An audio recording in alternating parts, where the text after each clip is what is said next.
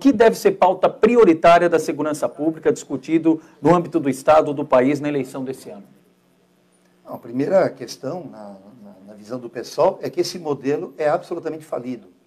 É um modelo falido. A imensa maioria das pessoas que estão presas estão porque tiveram relação com a droga. Isso a gente deveria aprender com os exemplos externos. Os exemplos fora do Brasil já mostram que essa política de prender, botar na cadeia, relação com a droga, ela não funciona. As pessoas que entram, vamos dizer assim, virgens dentro de uma cadeia, são obrigadas a participar do esquema desses grupos de domínio, né, do tráfico também dentro do presídio, e elas acabam saindo piores do que entraram. Então, esse modelo não funciona. Essa coisa de mais polícia na rua, construir mais cadeia. Veja o caso dos tucanos em São Paulo. Não constroem uma vaga na universidade pública. Não tem.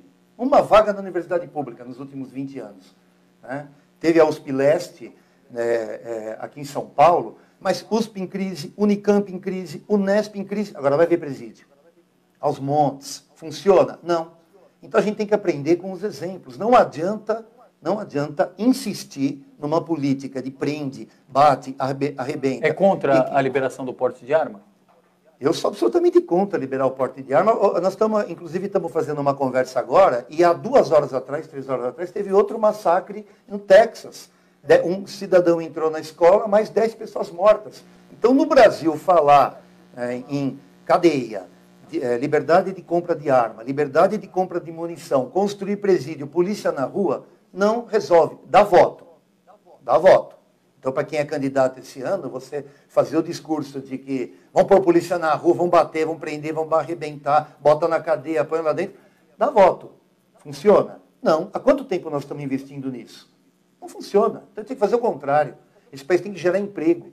Tem que gerar emprego, as pessoas têm que ter ocupação, tem que ter renda, tem que ter salário, tem que ter uma escola, tem que ter uma família, tem que ter estrutura social. É isso que muda. É isso que muda. Do resto, na minha avaliação, é discurso, mais nada. Isso é descolamento da realidade. Kim, itens da segurança pública, entre eles liberação do porte de arma. Olha, mais uma vez eu queria levantar uma imprecisão aqui de um dado levantado pelo vereador.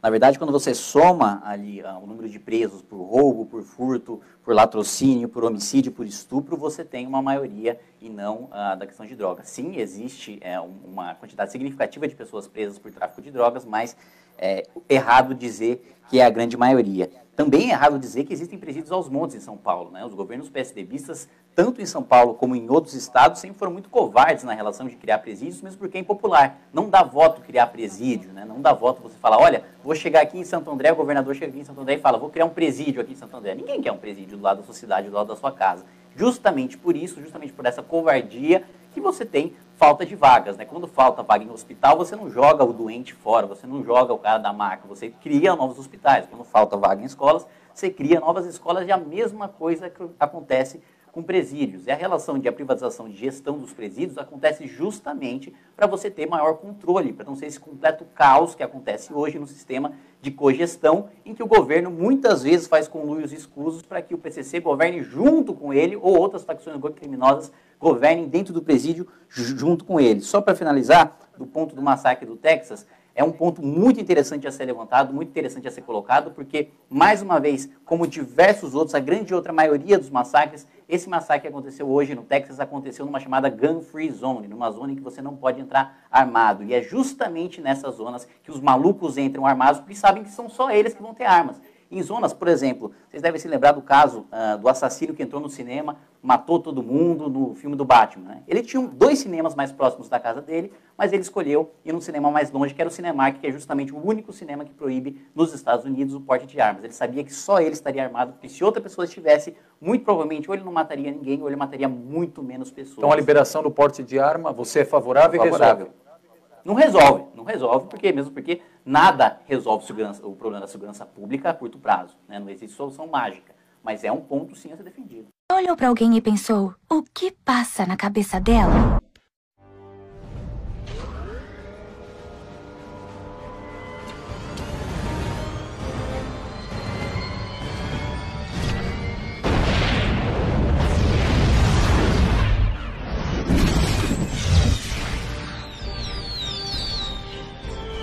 For your consideration, the Jericho.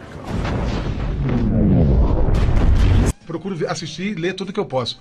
Eu ainda não consegui entender se há algo no ar, além dos aviões de carreira, em tudo que nós vivemos recentemente. Você já tem uma posição para você, o que foi que nós vivemos semana passada? Bom, o Alexandre fala primeiro. Eu vou falar primeiro. Eu iniciei da última vez. Isso. Primeiro porque foi feito falas aqui com relação ao populismo e com relação à Petrobras quebrada, né? Isso não procede. Primeiro porque... Mas bateu na trave, né, Alexandre? Não, bateu na trave porque se o governo continuasse, ia comprar mais passadina. O que está provocando essa questão de prejudicar a questão de contas da Petrobras nesse momento? É a política irresponsável que foi colocada pelo Temer e pelo ex-presidente da Petrobras, Pedro Parente, forçando a Petrobras a trabalhar com preços internacionais. O que aconteceu com isso? Começou a entrar no nosso mercado, né, combustíveis importados. 30% do nosso mercado já está sendo abastecido com produto importado. Em contrapartida, as refinarias da Petrobras reduziram carga, porque ela fazendo preço internacional, ela perde mercado. Então, as refinarias estão trabalhando com 70% da capacidade de produção. Tem refinaria que está com 50% apenas. Então, se você reduz a sua carga de produção e trabalha com meia carga, os seus custos começam a ficar mais altos. E você diminui também o seu faturamento, você tá vendendo menos.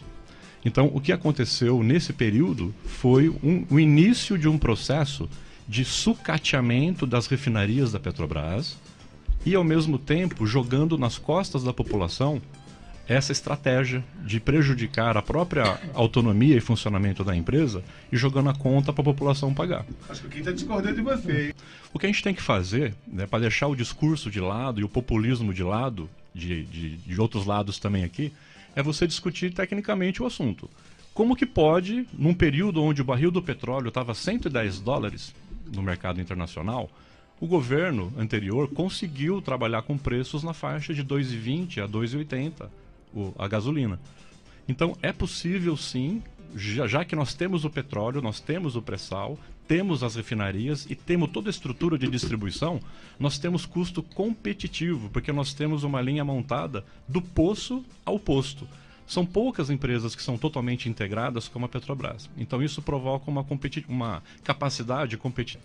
Bom, antes de qualquer coisa, a gente precisa aprofundar a questão, porque, como ele disse, é um debate técnico, nisso eu concordo 100%. A gente precisa analisar os preços, como eles são e por que eles são. Como o governo Dilma conseguiu manter artificialmente o preço... os dois lados para tirar a conclusão depois do Exatamente. Ouvinte, né? Como o governo Dilma conseguiu artificialmente manter o preço da gasolina e do diesel baixos, né? Basicamente fazendo com que a Petrobras tivesse prejuízo, né? Foram 4 comprar anos... geladeira sem imposto, máquina de lavar. Foram 4 anos consecutivos de prejuízo da Petrobras, né? É difícil você falar que o Pedro Parente iniciou um processo de sucateamento, porque foi a partir do Pedro Parente que a Petrobras começou a ter superávit, né? A Petrobras passou a ter lucro nas mãos de Pedro Parente, enquanto no governo Dilma tinha prejuízo. E mais, o preço só está tão alto porque durante todos os últimos governos, tanto o Sarney como o Collor, como o Fernando Henrique, como o Lula, como o Dilma, todos esses governos não abriram o mercado do petróleo, como acontece em países desenvolvidos no mundo inteiro. Então aqui o que acontece? A Petrobras é um monopólio de exploração de petróleo. O que é um monopólio de exploração de petróleo? Só ela pode explorar petróleo no Brasil. Na prática, né? Formalmente não é, mas na prática 92% fica com a Petrobras. O que isso acarreta? Né? Bom, você é a única pessoa, vamos imaginar... Você gosta de coxinha? Adoro. Então você adora coxinha. A maioria das pessoas adora coxinha. Então vamos supor que você tivesse o monopólio da venda de coxinha. Só você no Brasil pode vender coxinha. Você não vai se preocupar com a qualidade, você não vai se preocupar com o preço, porque ninguém vai oferecer mais barato, só se alguém fizer contrabando, mas aí vai preso.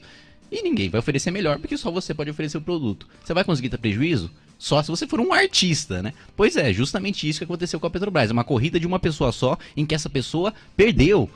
Né? É um negócio bizarro. Mesmo tendo monopólio, aliás, Rockefeller, né, que ficou famoso pela Standard Oil, né, maior empresa de petróleo do mundo, dizia que o melhor negócio do mundo é petróleo bem administrado e o segundo melhor negócio do mundo é petróleo mal administrado.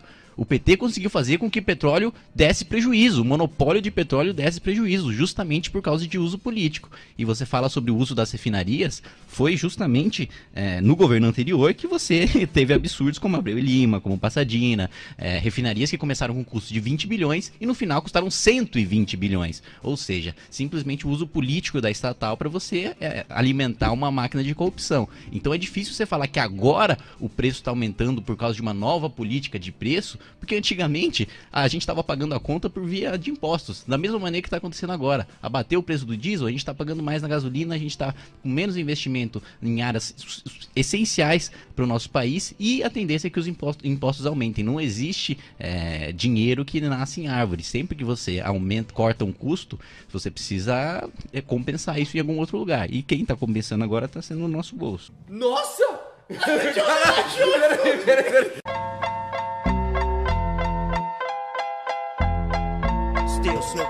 Quem votou para congelar investimento na educação para 20 anos, nós queríamos só equiparar nos entes públicos. Então, mas como é que tu faz se tu congela para 20 anos? Mas me conta essa história, me conta como é que fecha essa conta. Não fecha, não fecha.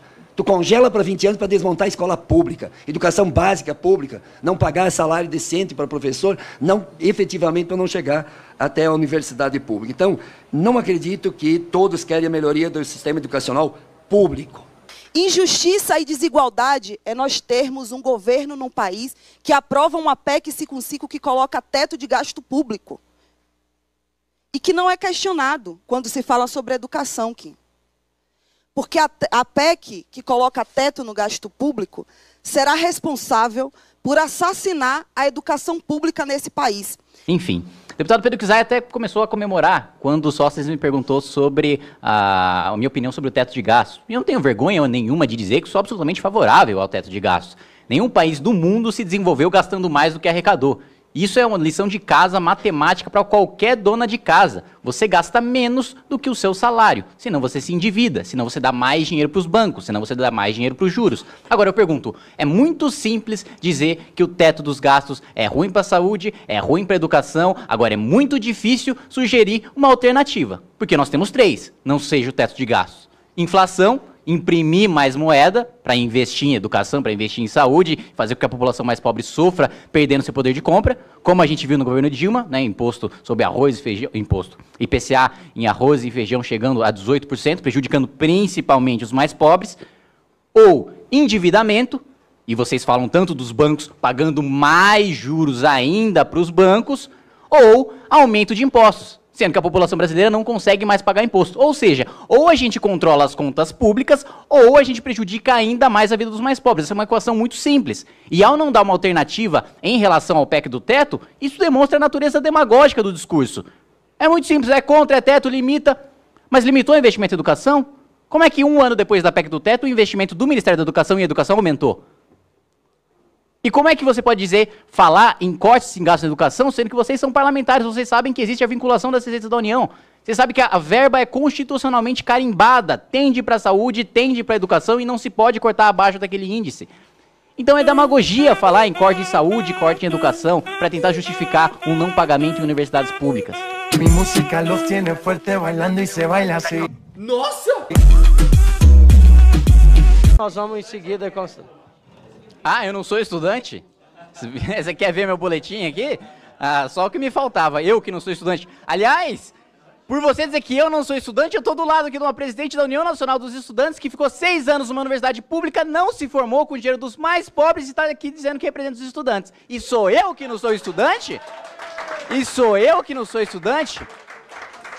Parabéns! Bela cara de pau que o senhor tem. Continuando, deputado Pedro Kizai. Debate sério aqui.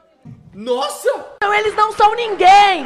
Nós precisamos dialogar com a realidade da sociedade brasileira. E a realidade vai muito além de uma página no Facebook. Vai muito além.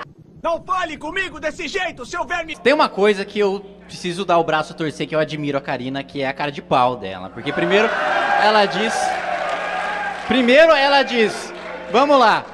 Ah, nós somos a maioria, eles são insignificantes. Vamos lá. Uni protestou contra o impeachment. O que adiantou? Nada. Uni protestou contra a reforma trabalhista. O que adiantou? Nada. Uni protestou contra o teto. O que adiantou? Nada. Uni protestou contra o Dória, contra a Rodney. O que adiantou? Nada. O que vai adiantar? Nada. Nossa!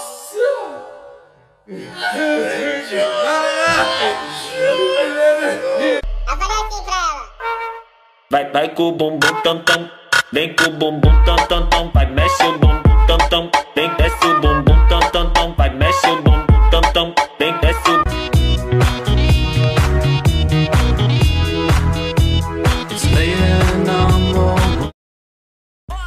Não se esqueçam de deixar o like. E se você tiver o interesse em solicitar uma sugestão para o próximo vídeo, deixa aí nos comentários. E é nóis, falou mano.